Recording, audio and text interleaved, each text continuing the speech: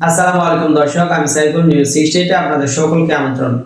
ইফতার করিয়ে ইতিহাস গড়লেন বিএনপির এমপি।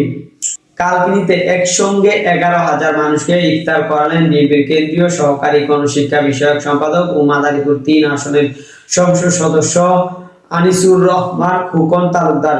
শুক্রবার সন্ধ্যায় 6 মার্চ কালকিনি উপজেলা পৌরসভা বিএনপির আয়োজনে সৈয়দ আবুল হোসেনের বিশ্ববিদ্যালয়ে কলেজ মাঠে ইফতার আয়োজন করা হয়।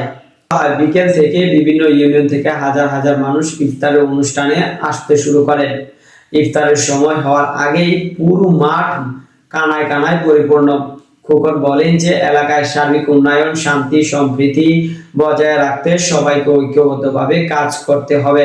মাহফিলে সভাপতিত্ব করেন কালকিনি উপজেলা বিএনপির সভাপতি বীর মুক্তিযোদ্ধা ফজলুল হক ব্যাপারী এবং অনুষ্ঠানে সঞ্চালনা করেন বিএনপির